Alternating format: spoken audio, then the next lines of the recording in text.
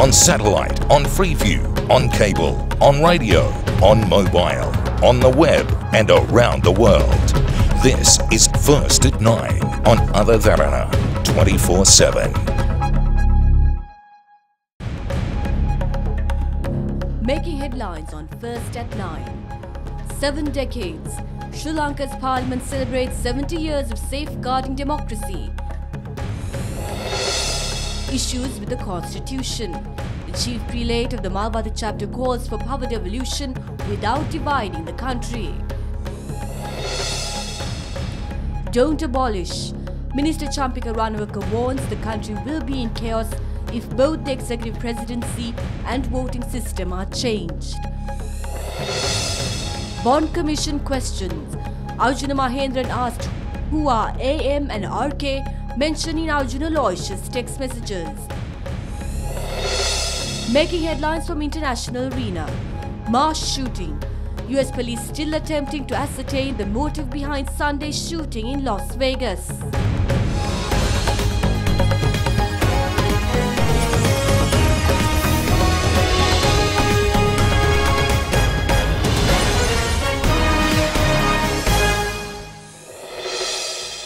Bring you news from home and across the world. This is First at 9 on Other Derana 24/7. Good evening, I'm Katharina Chang.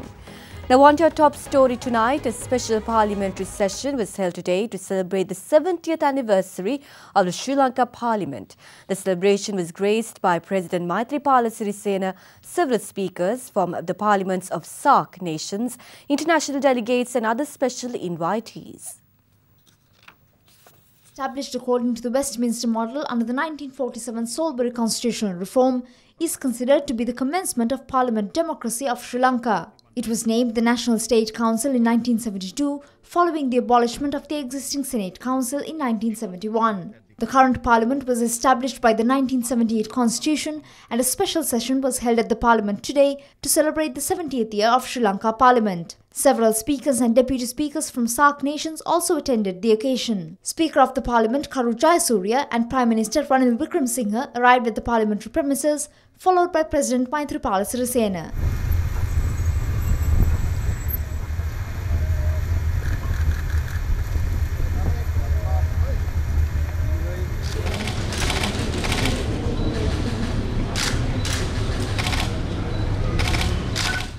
The special parliamentary session commenced afterwards. It should be emphasized that the introduction of the 19th Amendment to the Constitution following the abolishment of the 18th Amendment, achieved as the result of a new era brought on by the people, strengthened the Parliament. I also state the Parliament is further strengthened through the proposed new Constitution, which will ensure the rights of the people and will not divide the country. මේ උත්තරීතර පාර්ලිමේන්තුව තව තවත් ශක්තිමත් කිරීමයි අපි බලාපොරොත්තු වෙන්නේ කියන එක විශේෂයෙන්ම මෙහිදී සඳහන් කරන්නට ඕනේ. අපේ ප්‍රධාන ජාතික ප්‍රශ්නය වෙන We need to give a political solution to the ethnic issue. We have an opportunity to come to a solution through the Constitutional Assembly and the Steering Committee, which includes the opinions and suggestions of all parties. We should make the most of it. To create for the country a future devoid of conflict and violence, where issues are resolved and on the basis of a substantial national consensus. This would mean that all the Sri Lankan people, irrespective of their ethnic or religious differences, in a united, undivided, indivisible Sri Lanka. Party leaders too voiced their views. Some try to highlight that this parliament protected democracy. But what really happened was the parliament failed to protect democracy, and there are numerous instances where people were forced to choose non-democratic paths. Particularly, the reason behind the bloody war was the referendum that was brought following the 14th Amendment to the Constitution. Today, we are on the threshold of a process of constitutional reforms. Whatever form we adopt must ensure transparency, acceptability, and high quality of legislative output and executive excellence. What we should do is to arrive at a trade-off between the two systems with an institutional structure that is resilient in ensuring the interest of the people. There is a parliament because there is an election. There isn't a parliament if there are no elections. It is internationally accepted. In a democratic parliament system, elections should be held. They should go forward facing wins and losses. In the meantime, a special commemorative stamp was issued on behalf of the 70th anniversary of Parliament of Sri Lanka. The tea party given by the Speaker for the distinguished guests was held afterwards.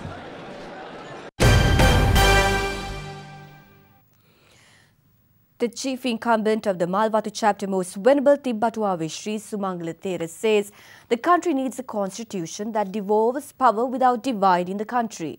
The Venerable Thera made these remarks this morning during a meeting with several representatives of the organisation Puravasibala. Representatives of the Puravasibale organisation met the chief incumbent of the Malwata chapter, Most Venerable Tibbatuave Sri Sumangala Thera, and commended the Thera on his stance regarding the constitutional reforms. A book on issues raised regarding the constitution was also presented to the Thera.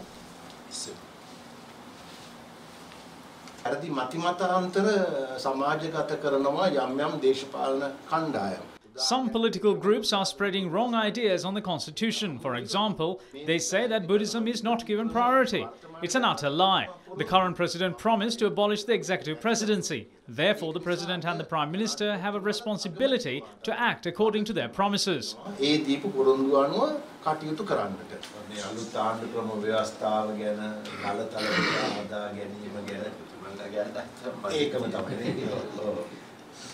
I agree with your opinion. We need a constitution which is not harmful for the country and for the religion.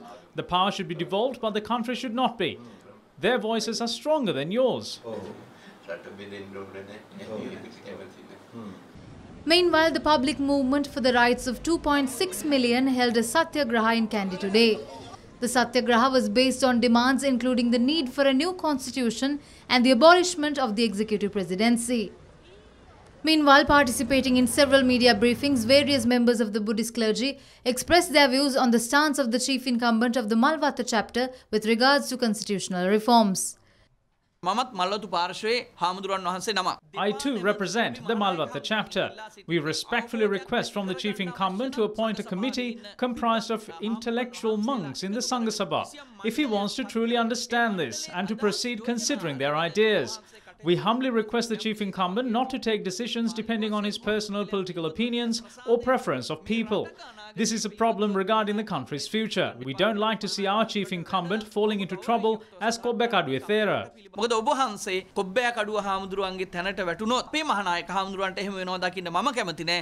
In the meantime, the Central Provincial Councillor Nimal Premavansha set fire to copies of the interim report compiled by the Steering Committee of the Constitutional Assembly on the new constitution.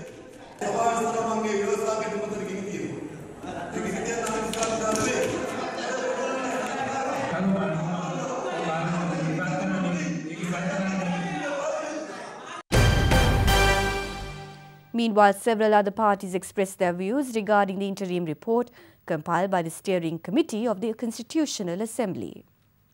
What does it mean by Orumaittanadu? It means united or federal. We cannot clarify whether it's federal or unitary since it's federal in Tamil and unitary in Sinhalese. This is a combination of Jayampathy and Sumandiran. This is what we call intellectual fraud. There were no such ruling system in the entire world which misleads its people. This should be changed and can be changed. If not, our country's fate will be the same as Afghanistan, Iran, Libya, Syria, Ukraine and South Sudan. If it is regarding the constitution, we should go for a referendum. No matter what constitution, as SLFP, we're completely against abolishing the executive at this moment. The party's Central Committee decided that we are against abolishing the executive. Those powers are needed at the moment to protect the unitary state of the country. If the parliament gets these powers, we will have to be flexible with some decisions that we do not agree with. If the president possesses these powers, he will not need to agree with such things. Minister Partli Champika Ranawaka emphasises that abolishment of the presidency will leave the country unstable. He expressed these views addressing a media briefing held in Colombo today. We agree to a new constitution, but it should be prepared with the consent of all parties. Whatever prepared outside the consent of everyone are just conspiracies and are not put forth by the people and their representatives. The unitary status of this country was damaged at some point. Therefore, we have clearly stated that there should not be any changes to the clauses related to it. We don't agree with the clauses on the unitary status of the country brought by the Secretariat. The prominence given to Buddhism is not clearly defined anywhere. That has not given prominence to Buddhism. It only decorates the constitution. The same given to Buddhism is extended to other religions as well. But if anyone is attempting to dilute the prominence given to Buddhism, it is wrong, since it is a part of our heritage. Protecting Buddha Sasana is a responsibility of the government, and we believe that stronger clauses should be included. What is happening now is presidency becoming democratic. No one can say that the presidency should be abolished. The president is appointed by the people. The country will definitely be unstable if the presidency is abolished, along with changes to the election system. We should experiment, and it should not be done in haste. We can take future measures according to the results and the experiences gained through the provincial council election. පළාත් පාලන ඡන්දයෙන් ලැබෙන ප්‍රතිඵලයත් එක්ක අපිට ලැබෙන අත්දැකීමත් එක්ක අපිට කටයුතු කරන්න පුළුවන්. Minister of Ports and Shipping Mahinda Samarasinghe warns that United People's Freedom Alliance should not forget their fall in the last general election. The minister expressed these views at a media briefing held at the headquarters of the SLFP today. නෑ දැන් අපි ඒ ප්‍රතිසංවිධාන කටයුතු කරගෙන යනවා දැන් උදාහරණයක් හැටියට ගිය ඉරිදා Last Sunday, I convened a meeting in Vadua for all the Kalutara district contestants. We have implemented a process. We invited leaders and organizations of all districts and held an awareness program on the provincial council elections. In addition, the opinion held by everyone, including President Maithripala Sirisena, is that we shouldn't forget about our fall to 95 MPs in the last general election. We're a party which had the majority. However, we lost the presidential election as well as the general election. Only 95 members were selected from our party. What this shows is that we have to move for a transformation. අපි පරිවර්තනයකට යන්න සිද්ධ වෙනවා කියන්නේ. Meanwhile, Minister Mahinda Samarasinghe also expressed views on President Maithripala Sirisena's nomination for the Nobel Peace Prize. මම කියන්න ඕනේ අපි ශ්‍රී ලාංකිකයෝ හැටියට හුඟක් ආඩම්බර වෙන්න ඕනේ. We as Sri Lankans should be proud of the nomination of our President Maithripala Sirisena. He is shortlisted for the Nobel Peace Prize. The Norwegian Peace Research Institute Oslo nominated President Maithripala Sirisena. It is the first time in our history that a Sri Lankan leader or a politician is nominated for the Nobel Peace Prize. This proves the level of acceptance President Maithripala Sirisena has on the global platform. According to my opinion, even if the president does not receive the prize, getting nominated itself is a victory. කෙටිලයිස්තුවට ඇතුල් වීම අපි ලබපු සුවිශේෂ ජයග්‍රහණයක්. General Secretary of the Sri Lanka Freedom Party, Duminda Dissanayake, insists that a party should not depend on a single person and it should also not be divided because of one. He made these remarks at a public gathering held in Anuradhapura yesterday. Neither the party nor its members were defeated. It is only Mahinda Rajapaksa who was defeated. Irrespective of the value of the object still can prove to be detrimental. We made Mahinda Rajapaksa the president twice. Even though we wanted him to remain as the president until his end, the people did not. What can we do? Just because people dislike Mahinda Rajapaksa, are we to face defeat? Parties such as Podujana Peramuna symbolize as a flower bud, but the face of the party is Mahinda. Will we win or lose if the party breaks apart just because they love Mahinda? Doesn't Mahinda understand this? Should a party die with an individual? What if Mahinda Rajapaksa dies tomorrow? The parties who trust in him won't have a future.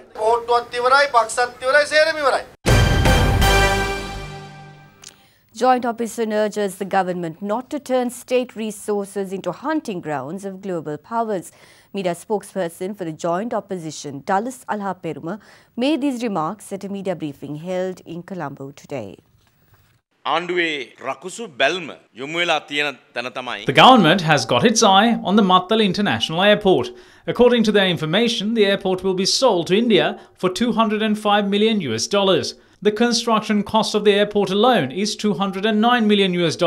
When the Hambantota port was being sold, they said that it was done to pay loans obtained by Mahinda Rajapaksa's government. Now the question arises as to why the Mattala airport is being sold. The government, however, is attempting to bring a battleship worth 24 billion rupees. It's useless to bring a warship to a war-free country, and it's a joke to sell an international resource just to buy such a ship. Don't sell state resources and don't create hunting grounds for global powers. As the government neglects common people's demands, we will conduct a protest against government policy on Friday the 6th, as it's the only way to persuade them.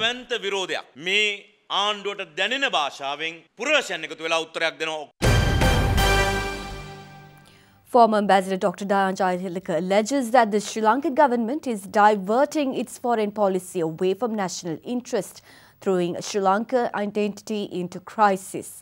He made the allegation at a seminar on foreign policy and international law and relations convened by the Organisation of Professional Associations. Sri Lanka is in a profound crisis of the foreign policy paradigm, not just a foreign policy. And that in turn is a reflection of the crisis of our way of being in the world. It is no longer the perspective of the national interest.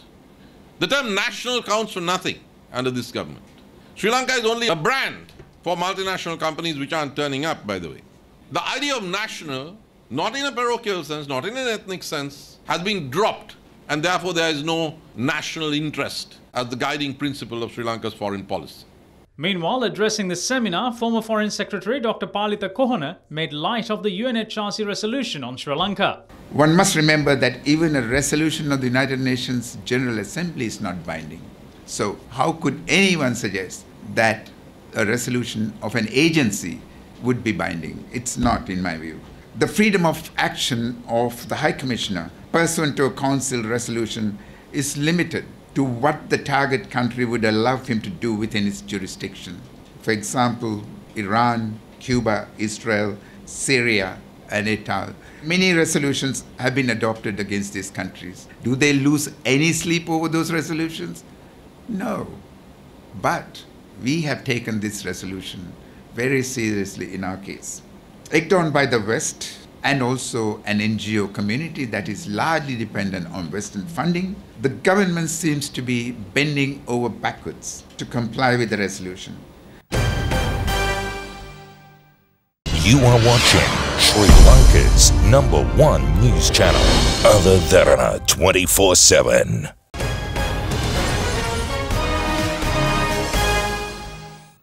Welcome back to the news. Former Governor of the Central Bank Arjun Mahendran testified before the Presidential Commission of Inquiry today, and the attention of the Commission was drawn to several messages extracted from the mobile phone of Arjun Aloysius. Let's now go for a detailed report of today's proceedings at the Bond Commission.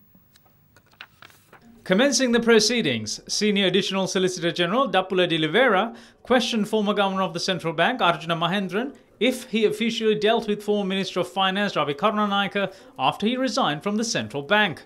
In response, Mahendran said, although they are friends, he did not engage in any official dealings with Ravi Karunanayake following his resignation as the Governor of the central bank. Although Mahendran denied the fact that he privately knows Steve Samuel, who worked as the personal assistant of Arjun Aloysius, the Attorney General's department produced several text messages sent by Samuel to Aloysius, which revealed of 2 files called To-Do List by AM and To-Do List by RK. When Arjuna Mahendran was asked whether AM is a reference to him, the former governor said that no one calls him as AM and he can't be sure who is referred to as AM in the messages. However, Senior Additional Solicitor General Dappula de Oliveira put to the witness that it was the former Minister of Finance Ravi Karunanayake who was referred to as RK in the messages. Yet Mahendran responded saying that no one calls him RK but as Ravi K. Former Governor Mahendran also denied the fact that 14 internal transfers of the heads of departments on the 6th of February 2015 at the central bank was to appoint officers to necessary departments who could be easily handled. Furthermore, Mahendran denied the assertion by the Attorney General's department that he created the background for Arjun Aloysius to easily control the market and earn huge profits. Several fire trucks were dispatched by the Colombo Fire Brigade earlier this evening after fire broke out at the Colombo Crescat Boulevard. Reports say the fire occurred on the ground floor, causing severe damages to the mall. Let's now take a look at some of the stories making news across Sri Lanka.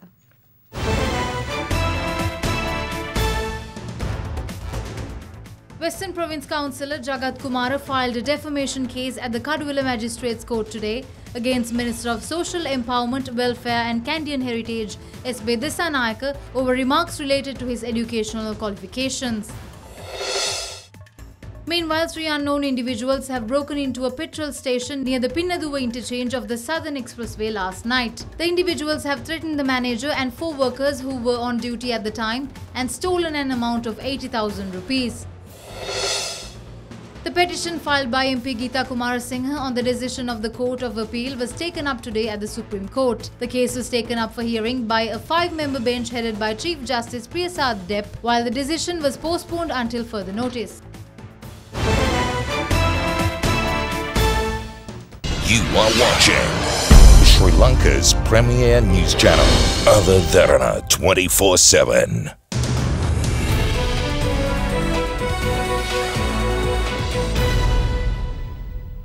Following a positive response from Sri Lankan developers, Sri Lanka is set to host the country's first ever Property Awards ceremony.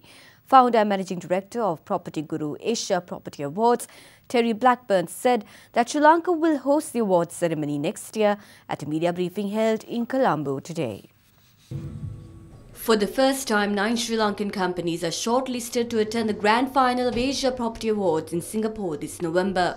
The local edition of the awards, which will take place for Sri Lankan developers, will now be open for nominations till the 11th of May 2018 in over 20 categories, covering various segments in the real estate industry. Looking at Sri Lanka for a number of years and decided that now was the time to enter the market because of the very vibrant real estate sector here, the amount of new developments that are going up, especially in Colombo, the amount of very impressive mega projects, lots of condos, lots of mixed-use developments, lots of retail, lots of commercial, lots of great resort developments elsewhere in the country as well. Journalists also raised questions on the effects of lengthy approval processes for construction projects in Sri Lanka. Looking at the industry, my firm belief is it's material whether you get approvals in 2 hours or 2 years, as long as the proper methodology is followed and all regulations are fulfilled. I think there is a strong emphasis now coming from the statutory bodies to ensure when granting approvals that it meets the minimum standards, both in terms of health and safety and durability. Moving forward, I believe Sri Lanka is evolving in every aspect. I don't think we had this amount of high rises coming up a decade ago. So I think the industry will evolve, there will be maturity coming in, and we'll also learn from best practices. Yes, it can be improved further, but then we are talking about the entire ecosystem here.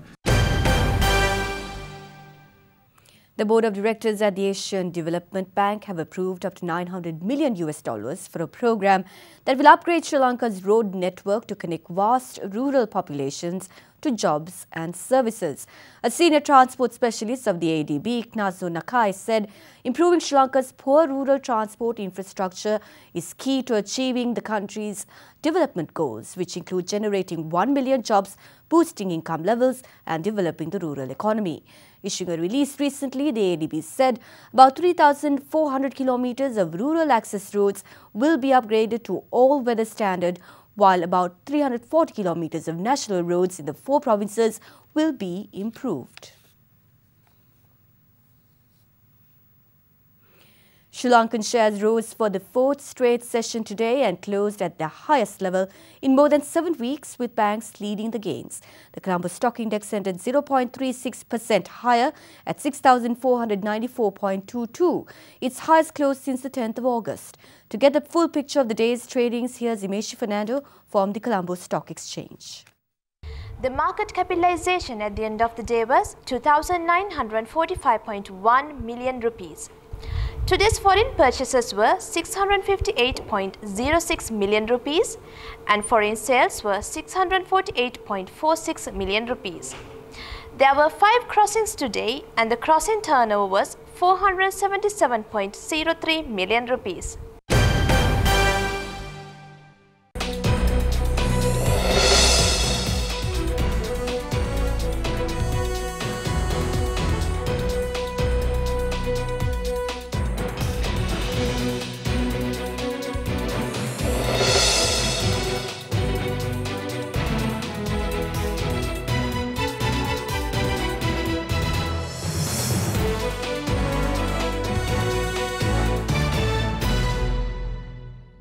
are watching Sri Lanka's trusted news brand, Other Derana 24/7.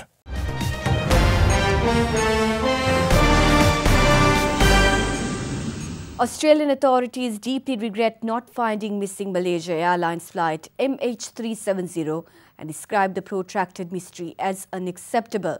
In a final report published today on the unsuccessful search, the Australian Transportation Safety Board says that new measures needs to be taken immediately to ensure safety of airline passengers in the wake of the 3-year-old mystery.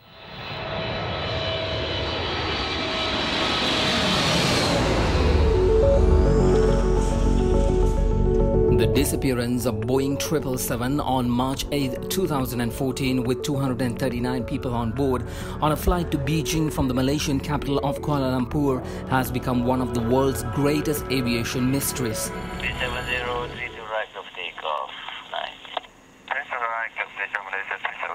It is thought to have been diverted thousands of miles off course out over the South Indian Ocean before crashing off the coast of Western Australia.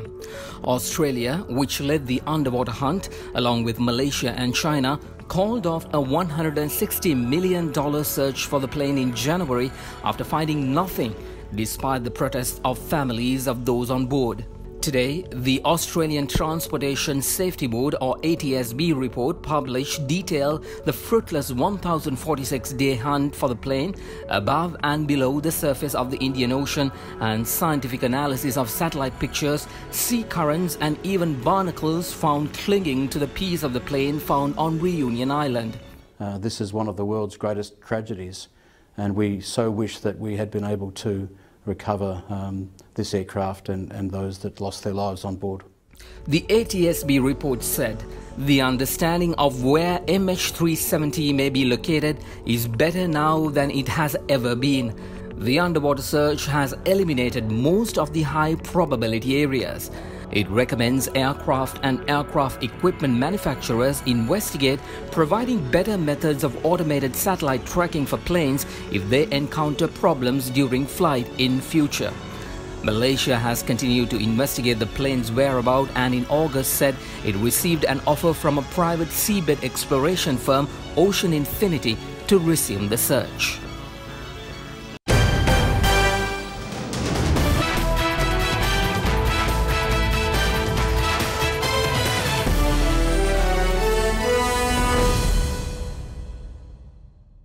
The 33rd All-Ireland School Games of 2017 was inaugurated yesterday at the Royal College Sports Complex with the patronage of Prime Minister Ranil Wickremesinghe.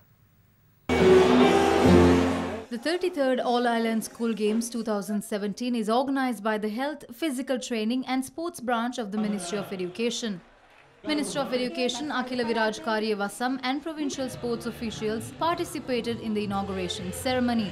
School children from 9 provinces will compete in this year's games. The events of All-Ireland School Games will be held in several locations in the Western Province until the 15th of this month. You are watching Sri Lanka's award-winning news channel, Other Derana 24/7. Let's now cross over to Sheila Fernando at the Other Derana Weather Centre for the forecast for the next 24 hours.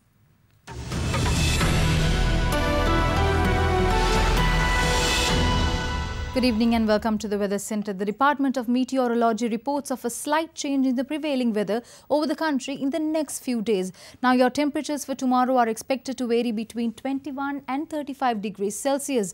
Several spells of showers will occur in the western, northwestern, Sabaragamuwa and central provinces as well as Galle and Matra districts. Meanwhile, a few places in the country may experience thunder showers with temporarily localized strong winds also expected. That's it from tonight's Weather Centre. Up next is your city by city forecast.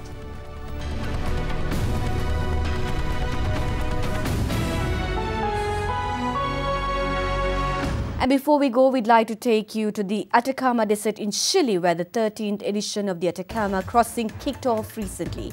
Competitors from over 30 countries took part in a grueling race across the driest desert in the world, running through rocks, fields, canyons and wide open deserts. Thank you for joining us and have a pleasant evening.